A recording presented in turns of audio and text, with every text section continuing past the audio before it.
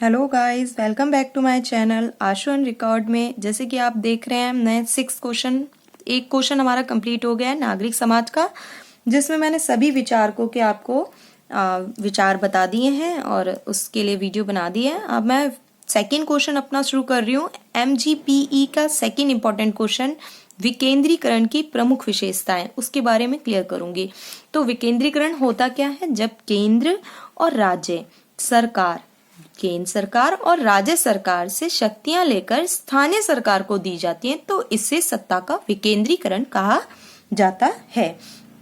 तो सबसे पहले हम किसी भी क्वेश्चन को शुरू करते हैं तो उसकी डेफिनेशन देना सबसे ज्यादा इंपॉर्टेंट होता है। तो विकेंद्रीकरण आपको समझ आ गया, केंद्र और राज्य से शक्तियां लेकर स्थानीय सरकार को दी जाती हैं, तो इसे सत्ता का विकेंद्रीकरण कहा जाता है।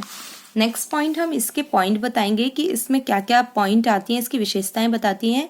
तो फर्स्ट पॉइंट है अधीनस्था में पहले भावना का विकास। विकेंद्रीकरण अधीनस्था में आत्मविश्वास तथा भरोसे को भावना को जागृत करता है। यह इसलिए कि जब निम्न स्तरीय प्रबंधकों को स्वयं के निर्णय से कार्य करने की स्वतंत्रता दी जाती है, तो कार्यकारी खोज में भी सहायता मिलती है, जो भविष्य में अच्छे नेतृत्व प्रदान कर सकते हैं। तो आपको मैं सिंपल सा बता दूं, अगर आपको ये समरी याद नहीं हो रही है तो आप सिंपल से इनके पॉइंट्स याद कर लें। 6 पॉइंट्स हैं, और अगर आप ये पॉइंट्स भी लिख देंगे और थोड़ा सा इसमें ये बता देंगे कि अधीनस्था में पहले भावना का विकास, तो इसमें ये बता दो कि आत्मविश्वास तथा भरोसे को भावना को जागृत करता है इसमें। फिर सेकंड पॉइंट है भविष्य के लिए प्रबंधकीय प्रतिभा का विकास।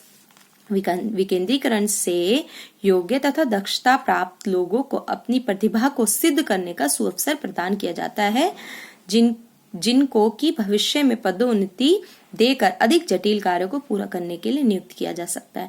तो इसमें क्या होता है, प्रबंधकीय प्रतिभा जब उनका किया जाता है, विकास किया जाता है, तो वो आगे जाके अच्छे से, मतलब किसी चीज में उनको एक अलग से भविष्य में पद उन्नति करने के लिए ऐसे जटिल कार्य दिए जाते हैं, जिनको वो भली भांति अच्छे से निभा लेते हैं। हमारा थर्ड पॉइंट है शीघ्र निर्माण।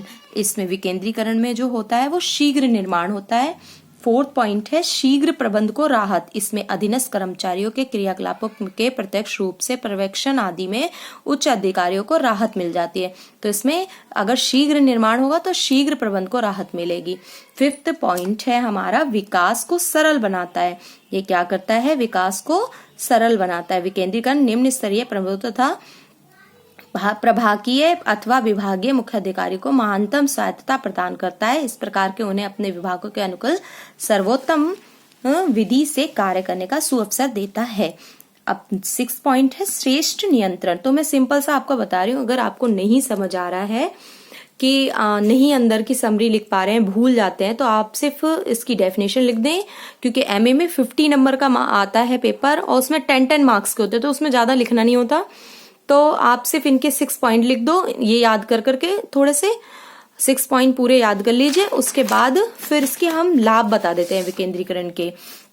तो इससे क्या लाभ है, स्थानीय, जैसे स्थानीय पर सारी वो सत्ता आ जाती है, तो स्थानीय समस्याओं का प्रभावी ढंग से समाधान हो जाता है। लोकतांत्रिक आदर्शों की पूर्ति हो जाती है, संवैधानिक आवश्यकताओं की पूर्ति हो जाती है, संवैधानिक और स्थानीय स्तर पर शासन में जनता की भागीदारी हो जाती है। तो ये इसके लाभ है विकेंद्रीकरण के। अब विकेंद्रीकरण की क्यों आवश्यकता पड़ती है ये बताएंगे हम, क्योंकि भारत में बहुत से राज्य, जैसे यूपी बहुत बड़ा है, राजस्थान, मध्य प्रदेश इत्यादि आकार में इतने बड़े हैं कि राज्य की सरकार अपनी विभिन्न इकाइयों की ओर पूरा ध्यान नहीं दे पाती है, क्योंकि बड़े क्षेत्र में है, बहुत बड़े लेवल पे हैं, हर जगह की समस्या को समाधान करना बहुत मुश्किल हो जाता है। इसलिए उनका प्रबंध पूरी तरह से ठीक नहीं हो पाता। विकेंद्रीकरण से यह समस्या का समाधान हो जाता है। सेकंड पॉइंट है कुछ राज्यों में अनेक भाषाई लोग रहते हैं। हमारा जो भारत है अनेक भाषाई लोग का है, अनेक जातियों के लोग रहते हैं, अनेक धर्मों के लोग रहते हैं, जिनकी सबकी जरूरतों को पूरा करना राज्य सरकार के बस की बात नहीं होती, जो कि शक्ति के विकेंद्रीकरण से हल करना आसान हो जाता है। तो 2 पॉइंट हमारा क्या है कि एक तो आकार में बड़े हैं और दूसरा है भाषाई है, धर्म है, जातियां हैं, इस वजह से भी विकेंद्रीकरण की आवश्यकता हो जाती है। थर्ड हमारा विकेंद्रीकरण से बनी स्थानीय संस्थाएं विकासों के कामों में बड़ी सहायता सिद्ध हो सकती है। तो इनके विकास में सबसे ज्यादा सहायता स्थानीय संस्थाओं से हो सकती है। क्योंकि किसी स्थान के स्थानीय लोग ही अपने क्षेत्र की आवश्यकताएं पता होती हैं उन्हें, समस्याओं को अच्छी तरह समझ सकते हैं। सिंपल सा पॉइंट है, ये तो क्लियरली समझ आ रहा होगा आपको। और उन समस्याओं का समाधान भी वही खोज सकते हैं। इसलिए स्थानीय लोगों का जब सहयोग मिल जाता है तो विभिन्न स्थानीय कार्य आसानी से संपन्न हो जाते हैं।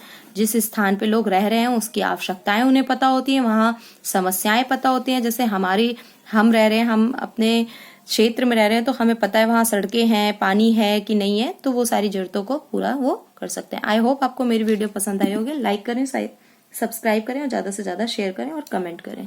Thank you for watching.